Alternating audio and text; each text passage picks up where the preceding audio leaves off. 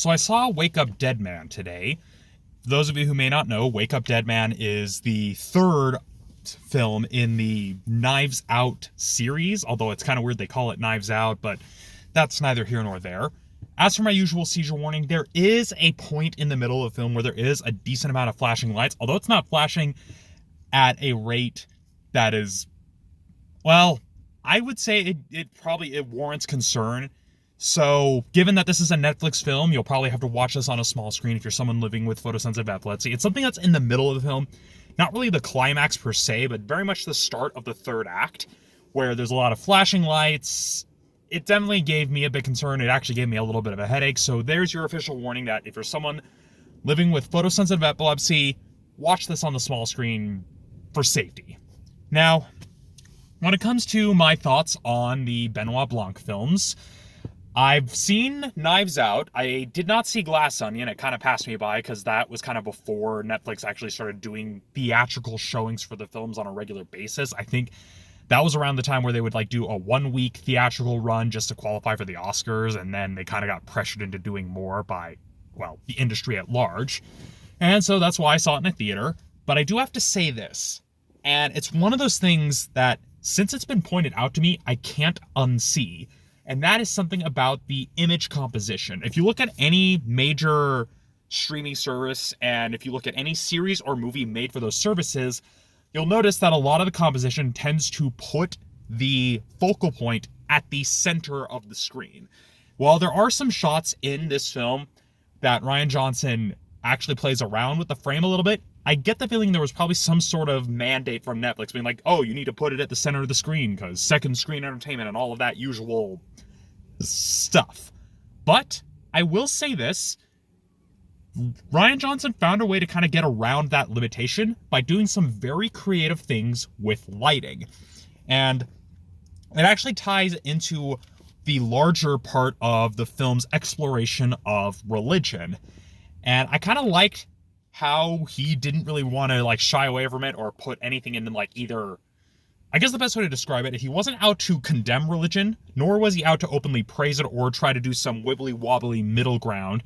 He acknowledged the ugliness that has been committed in the name of religion, but also acknowledged that there are people who are genuinely trying to follow their religious teachings in a way that actually, follows those teachings rather than using it as a cudgel to beat the marginalized into submission. And I like how with this film, even with one of the main characters, not just Benoit Blanc, but Reverend Judd, they kind of confront this head on. It doesn't shy away from it. And it was something that I liked about the first Knives Out, where he acknowledges, yeah, these awful people exist in this world. They exist in the world of this story. We're not going to pretend they don't exist. We're going to hit it head on. And so that was something I really appreciated, especially given that we don't start out following Benoit Blanc. We start out following Reverend Judd. He's kind of the POV character. I wouldn't say he's the Watson per se in this story. He's just more of the main character we follow through the most of it before Benoit Blanc enters the plot. And even then, it's through Reverend Judd's point of view that we experience most of this story until you get to the grand reveals. And I'm not going to go into too much into spoilers, but I also kind of liked that Johnson subverted things when it came to how the mystery is ultimately revealed to the audience. And pretty much has that kind of clever subversion that also ties into the deeper themes of the story. I will say this, it does feel a bit long in a few places, especially as you're trying to follow the through line of the mystery, where you'll be given various different curveballs and even a few red herrings here and there. But overall, I found myself pretty satisfied. This is a pretty good, solid detective story, even if it was a little bit heavy-handed in trying to reference other various locked door mysteries. And on the one hand, I get why they did it. I get kind of what they were going for here. It just, again, was a bit much, but given how the story plays out, I kind of get it. I don't know how else to really say it without spoiling it, because I do not want to spoil this film, because I think people should watch it if they're into detective stories.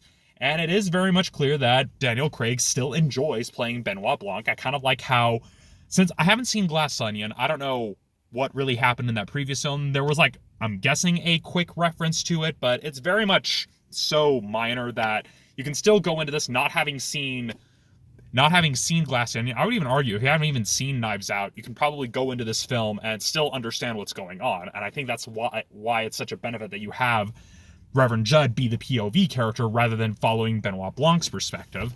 So, yeah, it's a really enjoyable film, really well-constructed mystery, and even despite some of the artistic limitations Netflix has likely imposed, Johnson found a way to still make the images particularly compelling, especially making use of lighting in a very clear, creative way.